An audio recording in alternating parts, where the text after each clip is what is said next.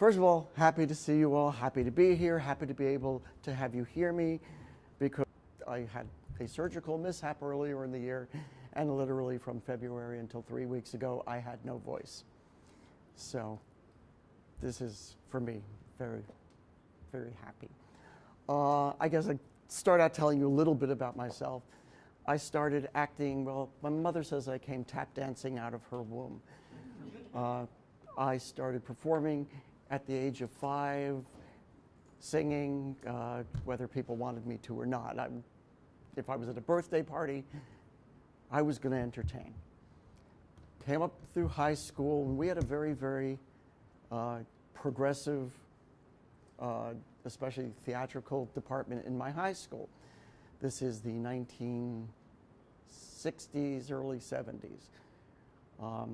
My high school, which was in a suburb of New York City, among our illustrious alumni, Joan Rivers, the woman I'm blanking on her name, she played Jerry Seinfeld's mother on Seinfeld, and my classmate Michael O'Keefe, who many of you may know from Caddyshack and all the other things he's done. Michael Clayton.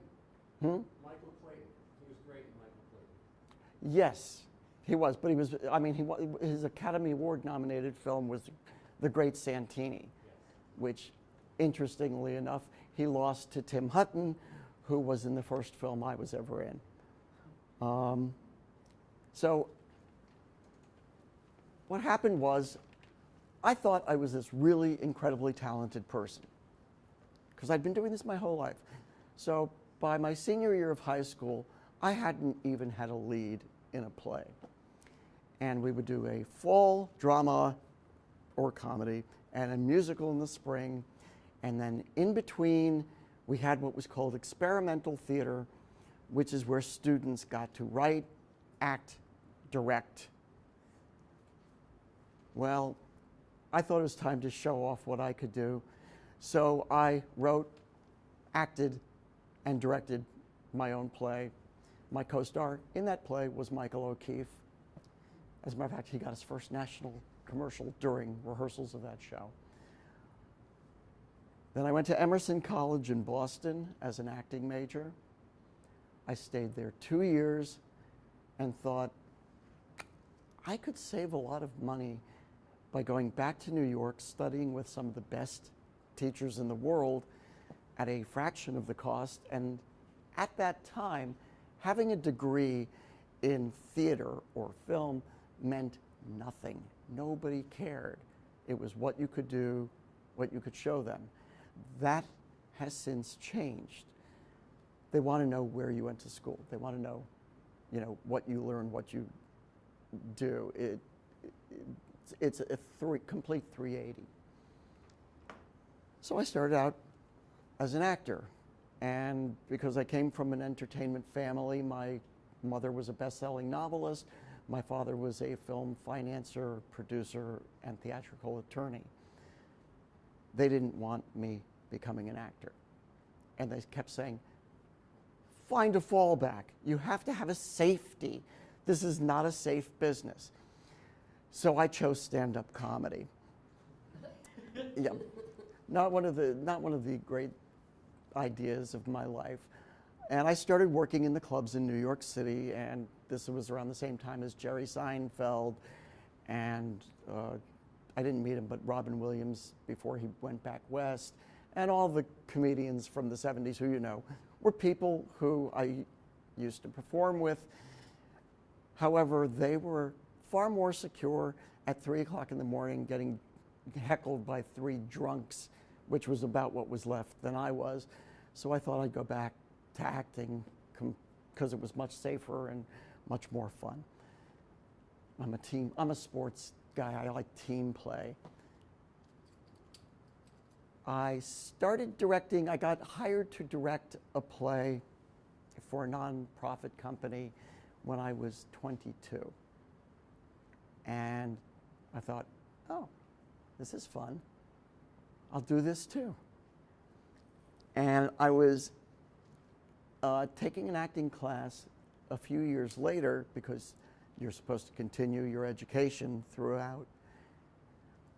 So I was taking a professional acting class with an acting teacher who thought he was Adolf Hitler.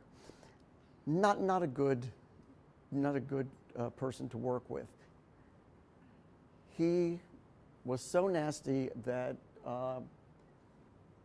he reduced an actor, a very, very good actor, to tears criticizing a scene he did, at which point 6 of us walked out of the class.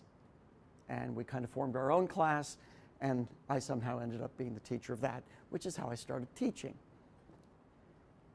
So throughout my career, I always looked at myself as an actor first, and a writer, and a director. But then I kept getting directing gigs for plays. I have directed, I stopped counting at 50 plays.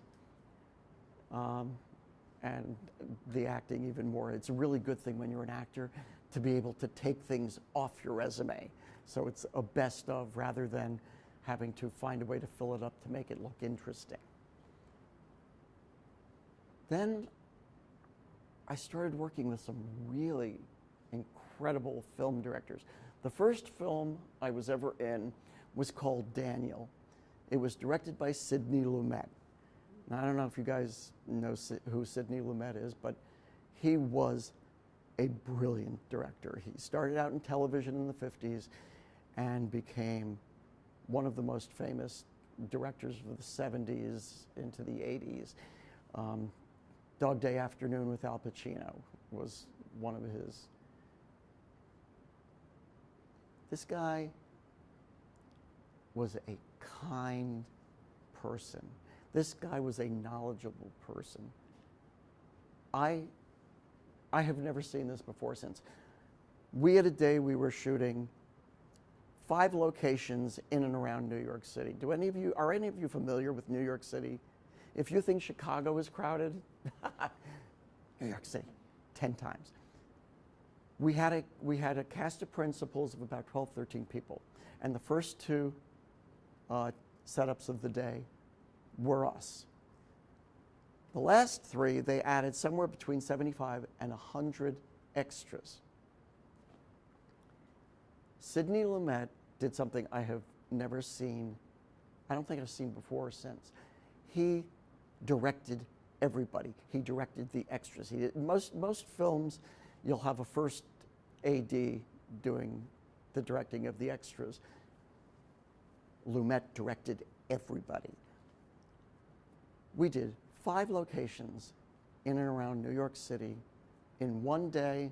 His team, which he used in every film he shot, was so together, so in sync, they never did more than 4 takes of anything. And we wrapped a day of 5 locations in New York City by 3 o'clock in the afternoon. That is unheard of, and that is how good he was. Then you get the flip side of the story. There was another director whose name I will not mention. He had been the principal director of the television series Miami Vice. And I did a mini-series with him. So I was with him for about 8 weeks. And he had a philosophy of filmmaking that was frightening. He shared it with me one day. And his philosophy was this: directing a film is like riding a steamroller. You get up in the seat, you push the lever forward, and you keep going. And if you run over people along the way, you just replace them, but you keep going. The name of the miniseries was Vanishing Sun. We called it Vanishing Crew because you have never seen a film with more replacements every day. Cast, crew. I was telling Jim earlier, we had, as I recall, 6 craft service people, different craft service people running craft service throughout that 8-week shoot. And that was the most consistent group we had. The one thing that saved that was a phenomenal first AD who, on the one hand, could deal with the director, even though the guy was a psychopath, and keep everybody else as calm, collected, together as possible. And I mention that because I don't know how many of you want to be directors, cinematographers, writers, actors, whatever. The most important thing, other than having a good script in making a film, is having a crew that works together, having a team, a real team, people who are in sync, who are, all headed towards the same goal. My last film was an indie film called Eyes of the Roshi. I had the great honor of working opposite Eric Roberts, who, for those of you who don't know, is Julia Roberts' big brother, but he's also an Academy Award nominated actor in his own right. He is also the record holder. He has done more films as an actor than any other living actor. And this man knows more about the craft of filmmaking than anyone I've ever met. He goes from picture to picture to picture. And when he is there, he is there. He is committed. He is totally committed. However, Eric has this thing. Because he goes from picture to picture to picture, he uses cue cards. He doesn't memorize scripts, he uses cue cards.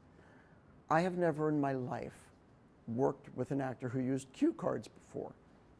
And I was thinking the first day, oh my God, how the hell do you work with a guy who's looking at the cue cards? But he had it down to such a science that you didn't know he was looking at cue cards. You thought he was totally there with you. And we had an unbelievable time because he gave me so much that while I had prepared for the character I was playing, what he was throwing at me changed what I had planned to do. And it was remarkable. It was a gift.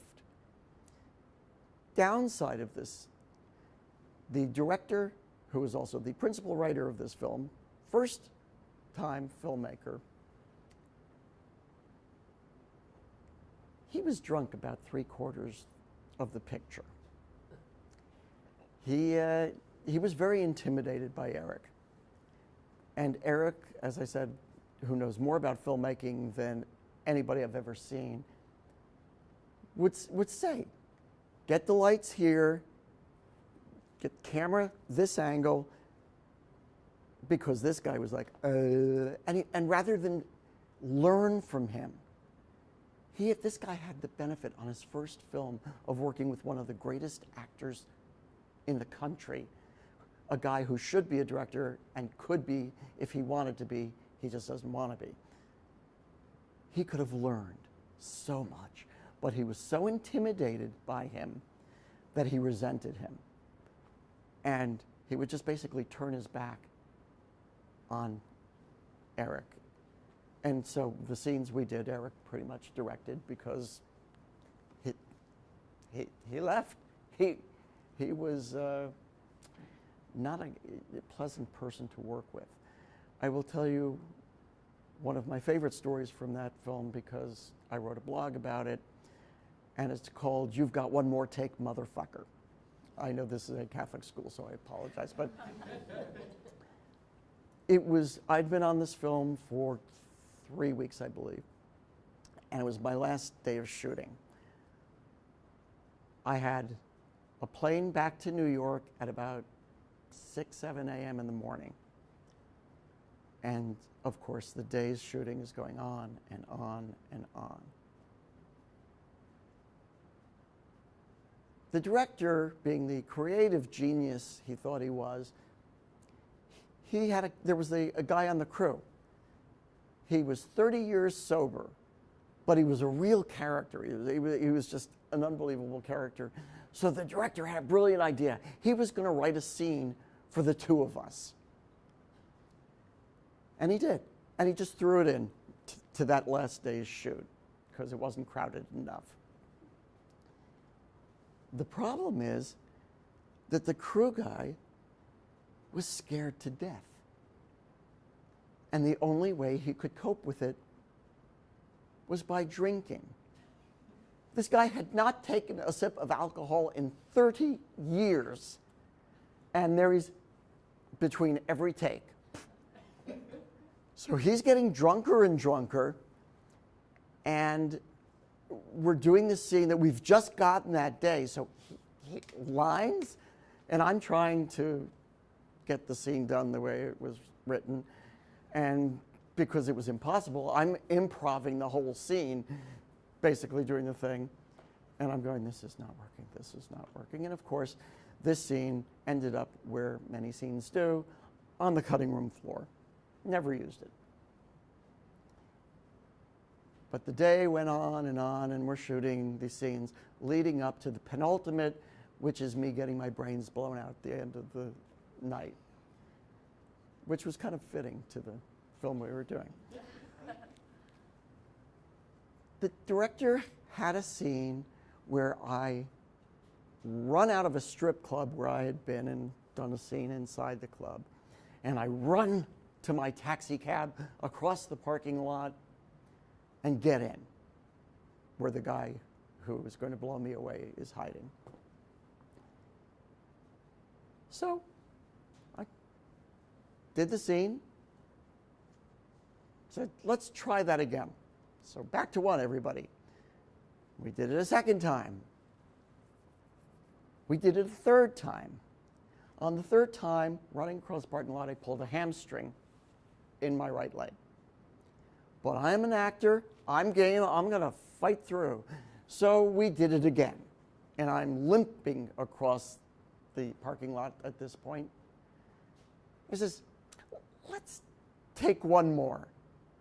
So we take one more. And at this point, the crew is doing this. And when you see a crew doing that, you know something is not right. They are your indication of how well something is going or how badly something's going. So I think it was after the sixth take, he said, let's try one more. And at that point, it was 1 o'clock in the morning. I still had to do the death scene and then get to the airport and catch my plane back to New York. So I went up to the director and I said, dude, I am 60 years old. I have a pulled hamstring. If you haven't got that shot by now, you've got one more take, motherfucker, and that's it. And we did one more take. Guess where that scene ended up? Cutting room floor. Why? Because it was totally unnecessary. I'm there, I run to the cab. How about if you cut there and then entering the cab? The run across the parking lot? Not necessary. Cut what's not necessary. What's the word? Chuff? Yeah. Directors love to shoot things they don't need, just to have something extra. So, we did the scene, which is a very intense scene in the cab, and I was helped along by the fact that my hamstring at this point is going, God. I got out of there at about 2:30 in the morning, just enough time to get back to the hotel, take a shower, because I was covered in what was supposed to be brain matter, and get to the airport and go home. And I thought, well, this is going to be awful. This film is just going to be the worst piece of crap ever, because it's got a drunk director, a lousy script, it's got some great actors in it. And they held an opening for it, a big official opening. And it was very, very nice. I mean, it was like, I felt like I was on a Hollywood thing. And I watched the film, and I was sitting there going, why is that in the film? They would end a scene, but the camera would stay on the actors. And you're sitting there going, cut, cut, cut to the next cut. And 20 seconds on film, especially with nothing happening, think about what that, it feels like an hour. And interestingly enough, I had a list of cuts I suggested. Not that I didn't give them to anybody, I just wrote about it because I was going insane. But as it turns out, they finally, after going the film festival route in New York, LA, and a couple other places, they found a distributor. But the distributor said, we want you to make a few changes, some cuts. My list, my exact list is what the distributor wanted cut. And that's how the film's going to go out. So I just look at it as, I've got some really nice footage of me and Eric Roberts together, and sometimes you have to look at it that way. Differences between directors, stark differences between people who are confident, who know what they're doing, who care about what they're doing, and then people who are doing it for their own ego gratification or for the power tripping. And believe me, there is a lot of power tripping. If I was to say anything to any of you, if you want to be a director, take an acting class. Learn, you're not trying to be an actor. Learn what actors do. Because when an actor goes into a film,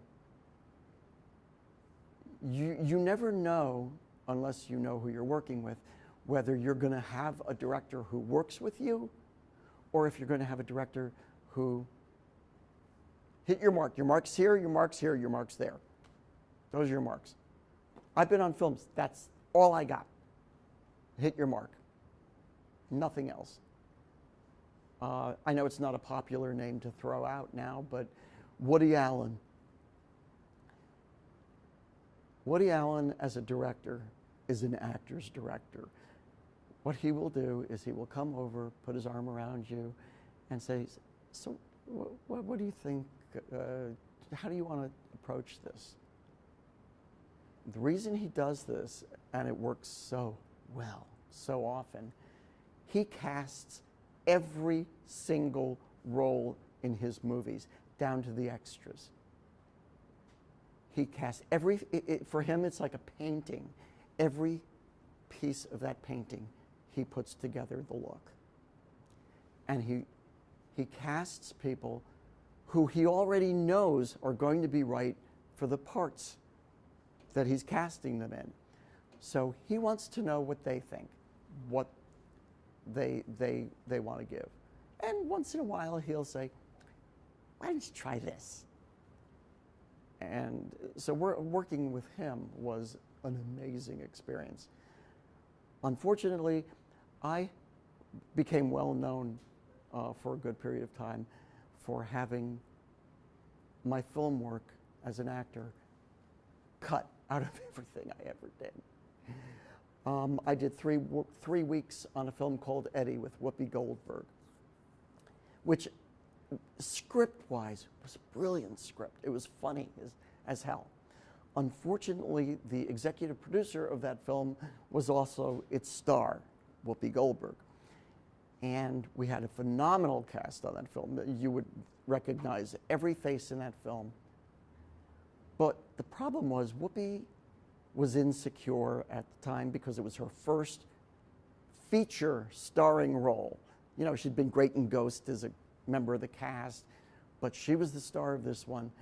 And she decided she didn't want anybody else being funny in it. And she was surrounded by an ensemble of really great improvisational comedic actors. And the director, very smart guy, knew what he had. So he let us go to town. We improvised, we did things. great. 3 weeks, 3 weeks, whole scenes. I think I got 2 lines in the final edit. And I was lucky because that was one I wasn't cut out. I'm there, so yay.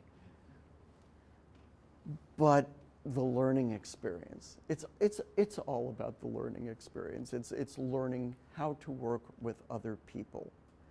If, as I said, if you're a director, take an acting class. If you're an actor, learn what the people on the set, the other people do. Learn what a gaffer is. Learn, the terminology. Back to one. You'll see people on a set, man, what the hell's back to one? They don't know. Make friends. The better friendships in the entertainment industry are key. It's a key to working, for one thing, because if you've got a group of friends and one of them gets lucky and hits it well, you may work for years off of that friendship. And it helps that person because if you know people well, you can do what Sidney Lumet did, which is 4 takes, next, on, boom, and have a great film, as opposed to somebody my father worked with many years ago. You guys know who Orson Welles was? At the time, I guess the 40s primarily, the usual ratio of footage shot to used was anywhere from 4:1 to 6:1. Orson Welles shot at 81:1. Think about it. If you're an editor, think about what that would be like. 81 feet of film, and you're going to use 1. And wait, you gotta make sure that you know that's not doing it on a computer. That's doing it on film with feet and feet and feet of film running through this thing called a Steenbeck till you found the scene that you wanted to use. Yeah, these days, you have no idea how blessed you are.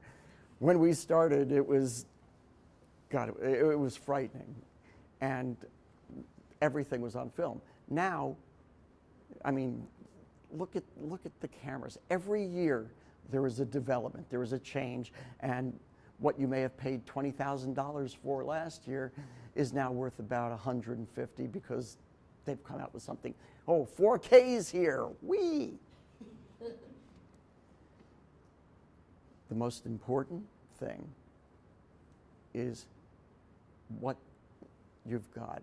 Acting-wise, script-wise, obviously you want it to look good. You want it to be shot well. But whether you're shooting in 3K, whether you're shooting in 16 millimeter, as some people are doing in the indie world, you have to determine what the look you want is. And what's most important, what are you going for? And of course, as we say, the cameras change every year. I like working with the Alexa because I find it to be a very adaptable camera. My friend Dayan, who is an Emmy-winning director of photography, is now in love with a new Panasonic that came out a year or so ago. He thinks this is the end of the world. The film I was telling you about before, Eyes of Hiroshi, was shot with the red camera. It doesn't matter. It's choice. It's what will give you the mood you want and also what the director and cinematographer together, need out of their camera. This is why you can shoot a film on a Canon camera and have it look as good as something shot on 35 millimeter film. And if the script is good, if the acting is good, the rest doesn't matter. It just doesn't. That's what it's about. And I would urge all of you, no matter what you do, think from that perspective. Think creative, think what is your job here? There are some people, a lot of people, who just, I have this creative vision, I have to get out. Will it entertain the audience? Will people want to see it? I don't care. There are people who just don't care. No one's going to invest in a film with an I don't care, but you never know. I mean, I've seen people go out on the streets and do it. And they got their satisfaction that way. For me, as an actor, as a writer, as a director, I want to entertain the hell out of people. I want people to like, if I want to tell something dark, I want people to be moved by it. If I want them laughing hysterically, I don't care what camera it takes to get that. I want the script to be funny enough and the performers to be funny enough to get it, to understand. One of the major differences between theater, I don't know if any of you come from theater backgrounds at all. In theater, you have the opportunity to spend time rehearsing. And it's a very collaborative medium.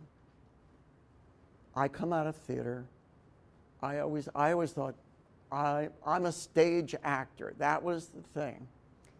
And then one day somebody said to me, you know, you're doing a lot more film work than stage work. And you're starting to direct a lot. Why don't you change your head by picking one word to describe yourself? And this one word changed everything for me. He said, you tell people when they ask what you are, you say, I'm a filmmaker. And for me, that was a completely transitional moment. I mean, I'm a filmmaker. I make films. That's, you may not realize it, but that is a mind-blowing kind of thing to acknowledge. Doesn't mean you're experienced at it yet, doesn't mean you're good at it yet, but if you keep that in your mind and focus, I promise you it's going to make a difference in what you do and how you approach things. I have stories. I could go on for hours with my stories, but I want to see if anybody has questions. So feel free, ask, please. Or I'll keep telling stories. Yes? So you really emphasize the importance of teamwork. Mm-hmm. So like, let's say that that you're an individual like in my shoes, and I won't have the hypothetical ability to have like a call list of people that I can reference for a certain type of project. Mm-hmm. Kind of going from the final point where a person does have that call list and they have specific relationships Right. and people in mind, like that's the final goal. How do you get from zero to like that point? It's a great question. You're here. You're in Chicago. Do you know how many independent filmmakers there are here in Chicago? Go out on the street and say and scream, "Is anybody around here an independent filmmaker?" And you'll get 10 people. Yeah, here I am. Volunteer. What do you need? How can I help you? You do that a couple of times, you're going to meet lots of people, and all of a sudden they're going to get to know you, you're going to get to know them, and maybe you can help them, and maybe when you're ready, they can help you. That's how I got my first few films done. My first few indie films, small, little shoots, were, I'd write a script, and I'd speak to Jim or some other friends and say, we need a crew. We need, this is what we need. We can do this on a bare bones thing. And we'd speak to the people we know, and we'd put the crew together, and nobody was making any money, but everybody was getting experience, and everybody knew that if any of those people needed somebody, we'd all be there for them. And that's how you start easily, you know.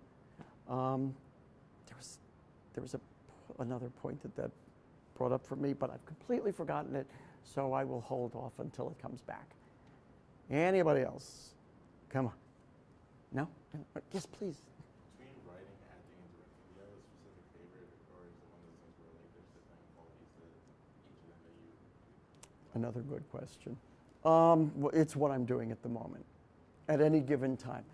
I always like to say, as a writer, I hate writing. I like having written, because while you're writing, it can be torture, sheer unmitigated torture, trying to get the thought out. And is this going to flow? And are people going to react to it? Once it's written, God, I am so happy to have written that. And then we go on to the next thing. Okay, how do we fund this sucker?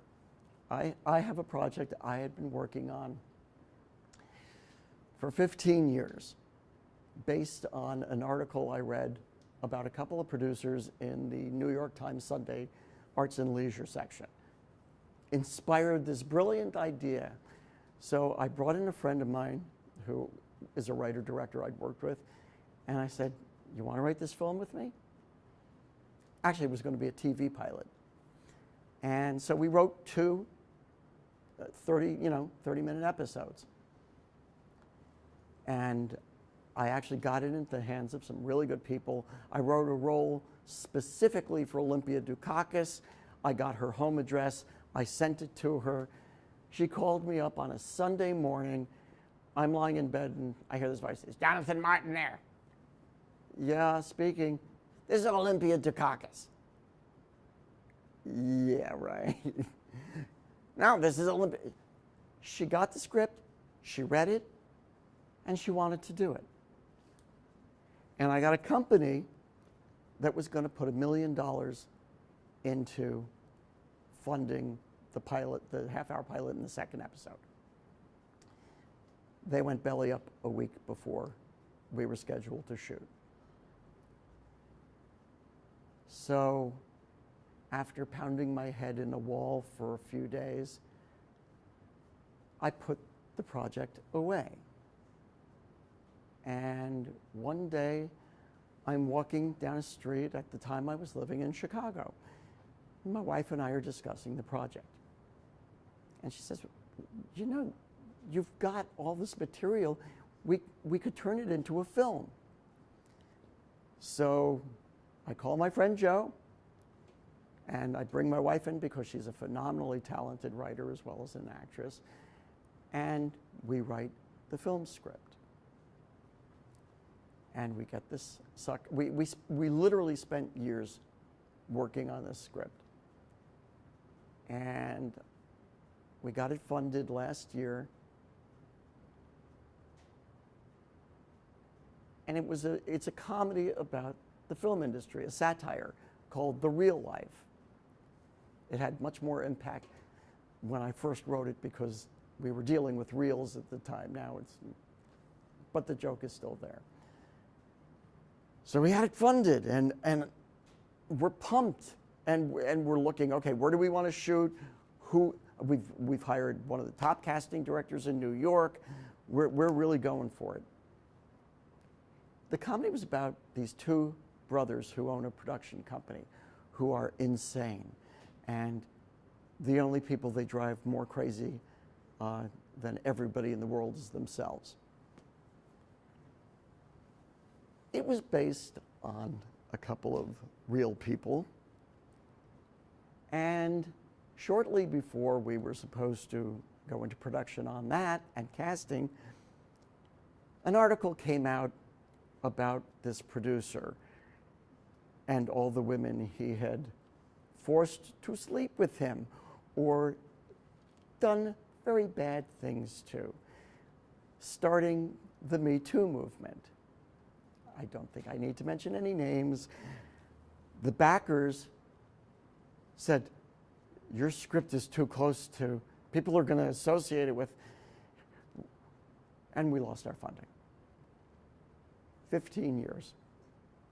So now I've still got this great script that I have to rewrite again to take it away from that area in order to get it produced. And you will hear people throughout your career, or if you watch people being interviewed on television, who will say, this is my project. I've carried this in my pocket for 10 years, for 15 years, for 20 years. Passion projects. Until you get them made, they stay in you, and getting them out is a necessity. It's almost a necessity before you can really go on to something else. You just keep going, you keep working, you keep pushing. It's all you can do. It's, you know, I know you all know this. You've all heard this 100 times. If there's anything else you can do, do it.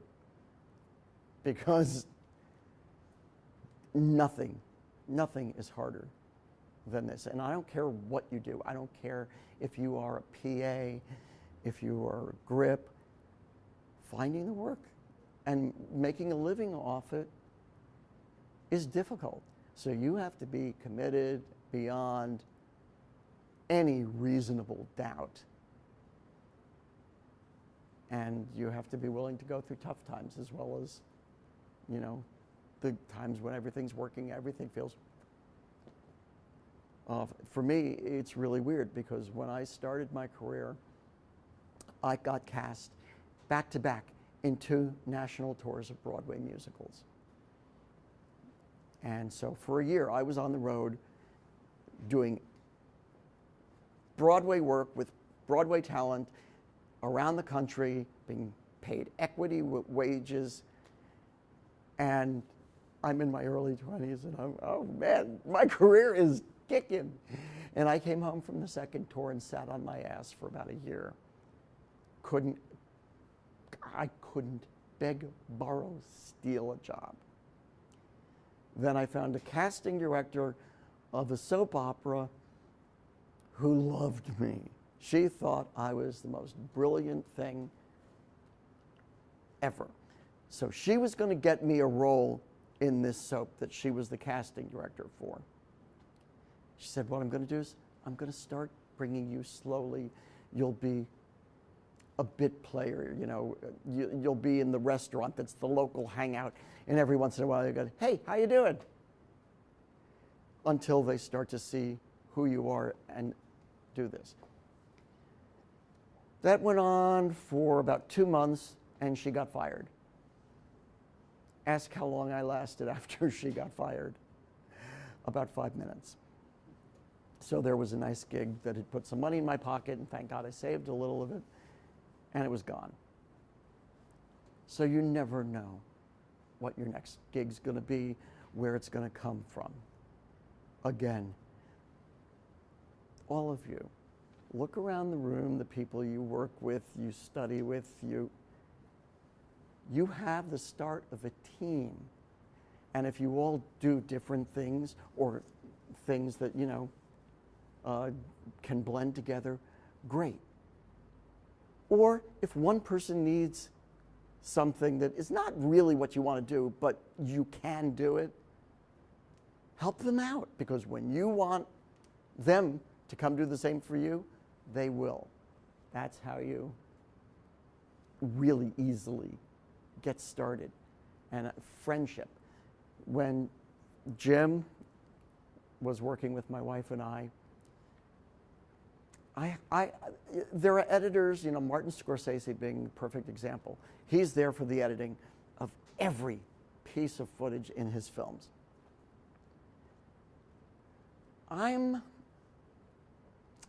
As a director, I get a little tense in the editing stages. Is that an understatement? Yes. So we were working on one bit I had in a small film. There were no lines. It was just the action, and it was going to be to a Scott Joplin rag over it. It was pure slapstick comedy. And I knew exactly how I wanted it to look. And I'm pacing the room we were editing in, and Jim and my wife Tanya, who made a great team as editors, were looking at me with exasperation and you're driving us crazy look. Finally, they said, "What do you want?" And I told them what I want. They said, "Go away." And I went away. And I came back, and they had edited exactly what I wanted. It was to a T what I had seen in my head when I created this. Fortunately, because I was able to communicate it to them, they knew me well enough to know what I meant and gave it to me. So if you happen to be a director like me, find people you trust, find editors you trust, find everybody you trust. The more you work with people you trust and over, the better it's going to be. I know I've said it, but I can't emphasize this enough. Teamwork, teamwork, teamwork. It really matters. And it's a business of relationships. Who you know. Who you know. Make friends. Be friendly. Try not to cop attitude. Sometimes it's really hard because you're working with somebody you really want to punch the living shit out of. And you just, you said it before, you have to pick your battles. And it's absolutely true. It's like my, you've got one more take, motherfucker thing. I kept doing it until I couldn't do it anymore. And then I put my foot down. Everybody on a film set is important.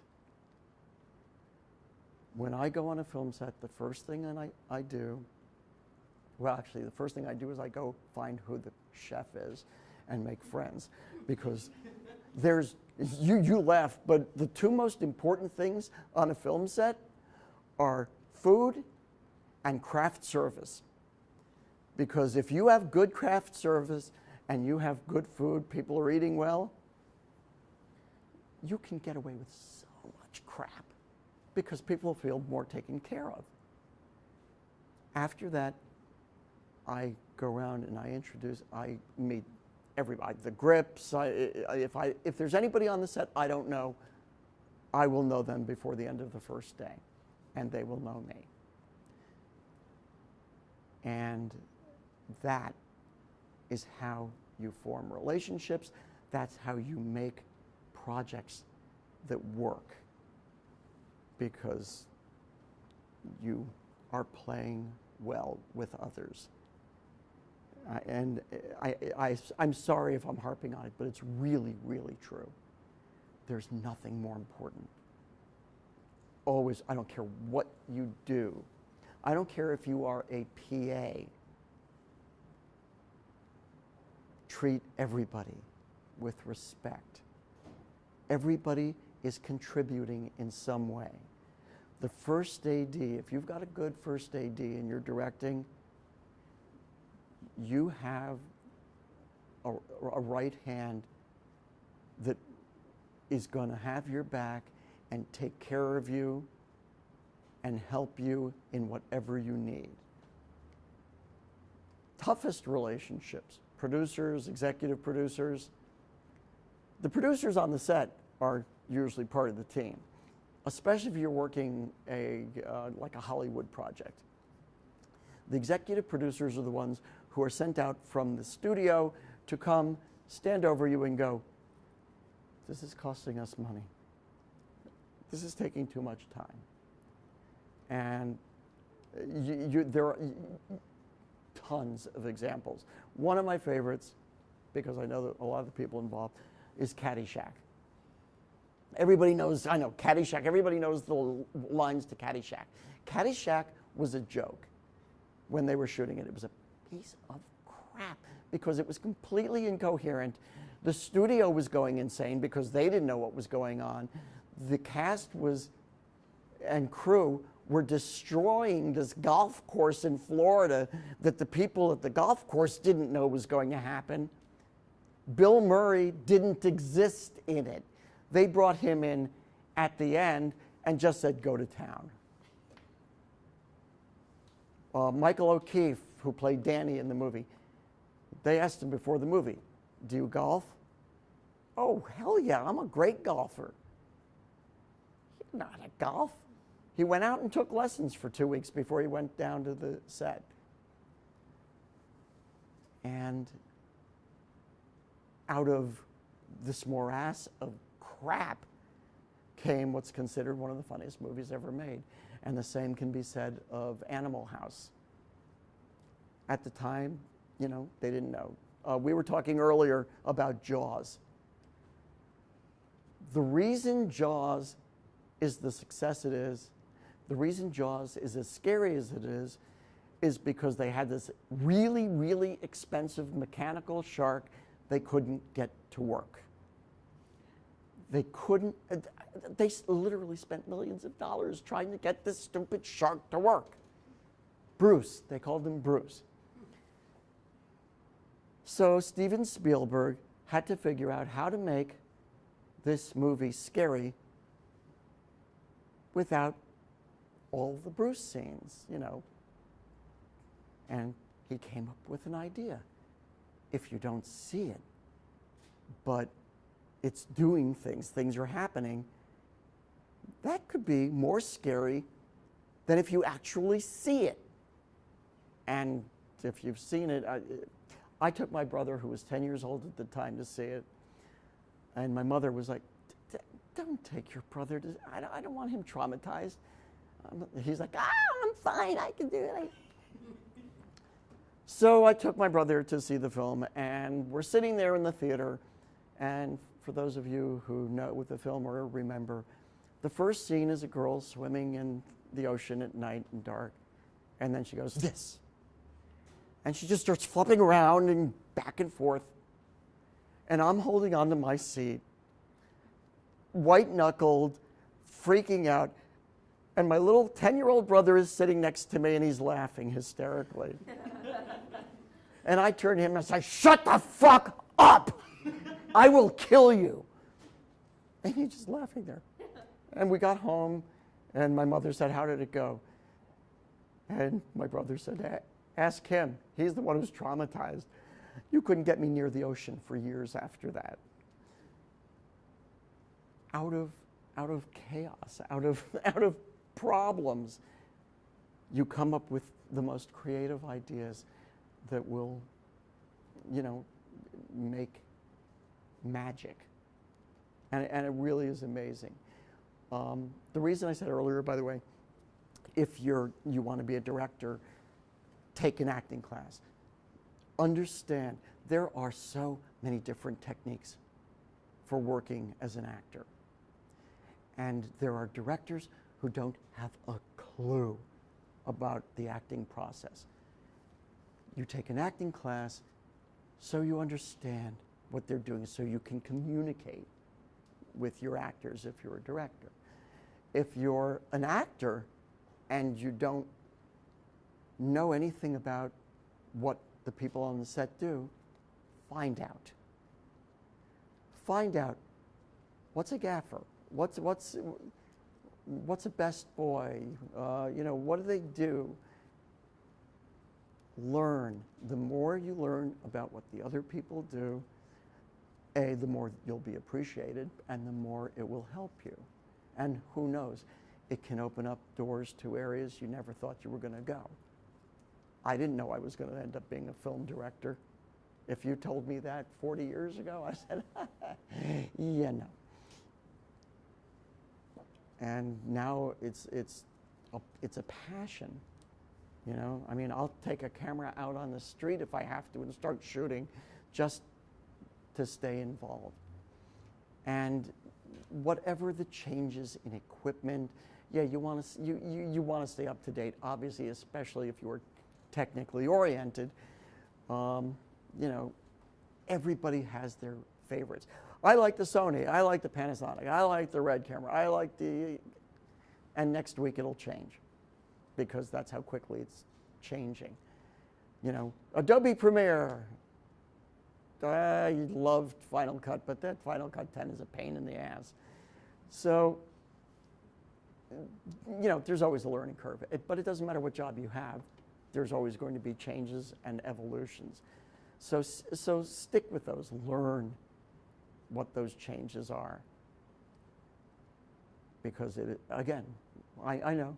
Here we go again. Teamwork, learning. The more you know about what that person does and they know about what you do, the easier the communication. And if you're making a movie and you can't communicate with the people you're working with, you're going to have a problem and probably a pretty crappy movie. So, on that, yes, please. So, I was wondering what advice you would give them for being the kind of director that would be more like Sidney Lumet and less like the one you were describing that you wouldn't name. His name was John Nicolella, I don't care. Putz. Again, to be a Sidney Lumet, one, you have to love actors. Sidney Lumet loved actors.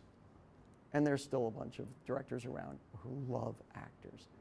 They love what they do. And they love being able to help bring something out.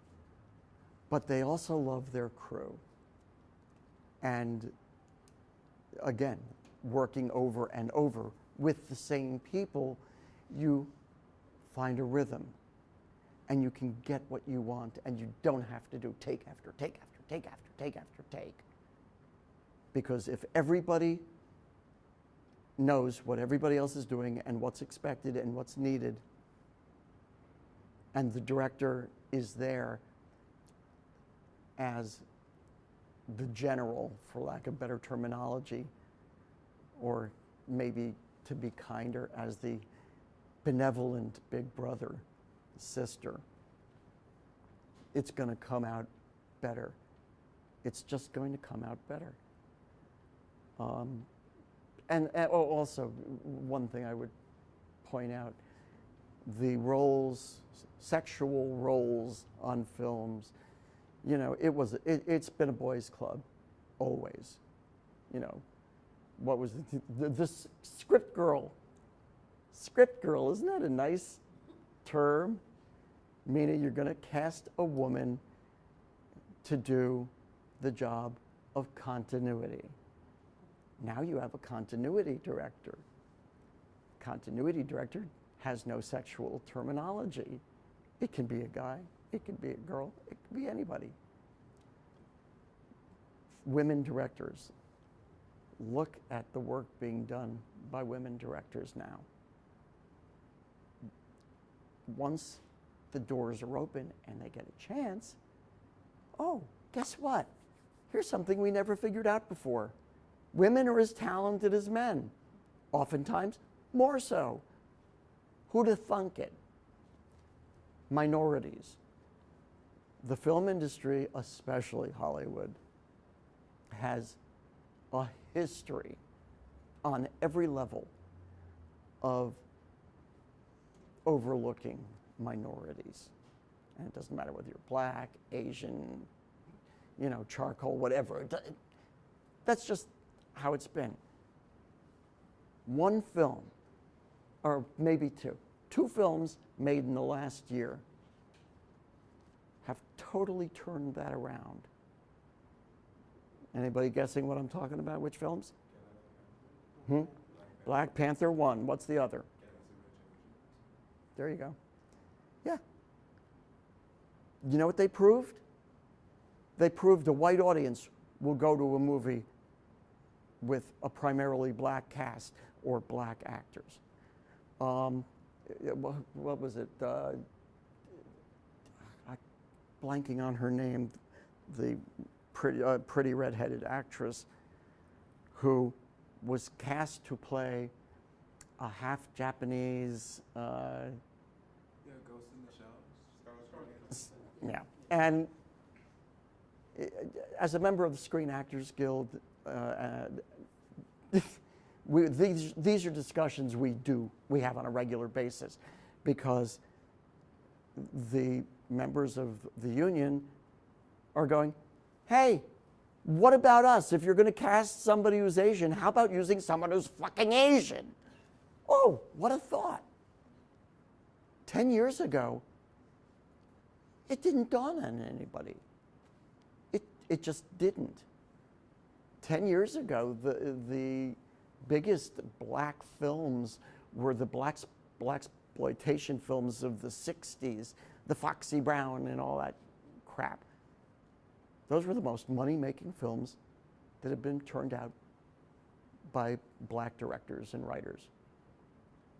Because there is, and you have to deal with this and be part of changing it, there is innate prejudice towards anything that isn't basically nice white bread America. People want to see the same as themselves. Well, no, that's not true. If you make a movie like Black Panther, who the hell cares what color anybody is? It's a great freaking movie. The acting is wonderful, the script is wonderful, the direction is incredible. But you have no idea the evolution it's taken to get this far. When I started my career, 43, God help us, years ago, it wasn't like that. It just wasn't, and people didn't think about these things. It wasn't in anybody's head. Be part of the change. Be part of what takes us, through the next 10 steps. So you were talking about how hard it is to find work. I'm wondering, in some ways, because for instance, Netflix is making a bunch of movies. Are there more opportunities now than there were maybe even just a few years ago? Oh my God. Yeah. Netflix, Amazon, Hulu's now producing their own. Apple, they're spending billions of dollars on new product. And they're allowing people who are not name actors, writers, directors, producers. If you come up with an idea they like, they will fund it. And maybe you'll get 5 episodes, 1 season of something, but it's on television. It's there and people can see it. And that's the opposite side, the opportunities that abound now because of that. When I started, you had 3 network television stations either producing their own stuff or getting sponsorships to produce for television. And then you had Hollywood. And the indie film, you could get something shown maybe in an art house in New York or Chicago, but that was it. If you didn't go through the studio system, there was nothing. Then what's Blair Witch Project? God-awful piece of crap, shot in the mountains of Maryland for no budget with actors who could barely act their way out of a paper bag, and yet for some reason that movie just hit people. And the indie film movement, plus the help of Robert Redford creating Sundance and all the film festivals going on around the country where you have an opportunity to show your work, offer more avenues than there have ever been. Doesn't guarantee you anything, but there are more avenues, and take advantage of them. Submit stuff. Oh, by the way, if you're a writer, here's a suggestion. Join the Writers Guild of America, East or West. It's not expensive. When you write something, script, whatever, screenplay, copyright the sucker, and get a Writers Guild number for it. That way, no one can steal your idea. And if they do, you can sue the living crap out of them. Because there are so many people who've had their brilliant ideas ripped off. And it's because they didn't think to protect themselves. I am a member of the Writers Guild of America East. I am a member of Actors Equity. I am a member of the Screen Actors Guild. I haven't joined DGA yet because A, it's expensive, and B, I haven't done anything big enough to merit it. But I've got a lot of friends who have. Yeah, go. Oh, I was just gonna ask, what got you your SAG card? I can mean my SAG card. My first union, they call your first union as an actor is your parent union. I got it because I got cast in national tour, so I got my equity card. Once I got my equity card and had had it for a year, I could buy my way into the Screen Actors Guild. And that's exactly what I did. Of course, I think it's like thousands of dollars now. It was a little cheaper back then. But the reason you do this is because it gives you the opportunity to be seen by people who will take you more seriously because you have that union affiliation. It will maybe get you in the door of an agent who won't. I mean, when I was a kid, what would happen is 10 actors, 20 actors would get together, they'd rent a theater and put on an evening of scenes and invite casting directors and agents, and they would actually come. And people got discovered from those things. Then somebody got the bright idea of going, hey, you know, as a casting director, I could offer these classes on casting and make money off of actors who generally have nothing. And that became the new normal, which some people will actually cast actors out of those. Some people don't give a damn, they're there for the pay. So being seen as an actor, being seen is everything. And how many actors? Who acts? Who acts? Quasi-actor? Building a resume. Over the last couple of weeks, but Build- not by choice. Building a resume. When you start out, what have you done? What have you got to put on a resume? You got jack shit. Because you can't. What have you done? Okay, I did my high school stuff, I did my college stuff, maybe I did some community theater. We've all been there. Now, I taught a class in New York called Audition Experience, also Audition Boot Camp, which was basically teaching actors how to audition, the things to do, not to do. One of the things that we discussed was marketing yourself. Marketing yourself, the first two things are having a resume and a headshot. Nobody's supposed to say this, but everybody does. If you're an actor, you lie. You lie. You create theaters that didn't exist, don't exist, and you pick parts, and I played this and this. And as soon as you can, you get those off and put real credits in. But when you've got nothing, you got to get in the door. And you do what you have to. But here's the key that has always astounded me. An actor, in creating a resume and doing, will pick parts for themselves that they are supposedly played that no one on God's green earth would ever cast them in. So when you do that, if you do that, I'm not telling you to do it, but if you do it, find parts that are you, that you could see yourselves cast in. And actually read the damn plays or read the screenplays, because if somebody asks you a question, It would be nice if you know the answer. Oh, and don't say you've worked in a Broadway production if you're not a member of Equity, because if you're not a member of Equity, you haven't worked in a Broadway production. You would think I wouldn't need to say that, but I taught people who came out of Yale, Juilliard, Harvard, all these big theater programs who didn't get that.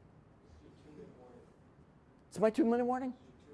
Okay, so wrapping up, any final questions? Please. My husband is a SAG actor, and he has done commercial work here in Chicago, but that's pretty much it, commercial work. Do you feel like, as an actor, or even as, you know, a director or anyone in the entertainment industry, are there certain cities that you need to go to get more work? When you're starting, certainly being in LA, Chicago, or New York, and New York and LA being the two biggest markets, some people are lucky enough to be able to be in Vancouver, which has become a humongous city for work, as has Toronto. But yeah, it helps to be in a place where you can get cast. So yeah, for me, I left New York. I'm now living in Maryland because I can do things anywhere. But when you're starting out, be somewhere where you can find the work. And that's, I guess, the wrap. So, thank you all.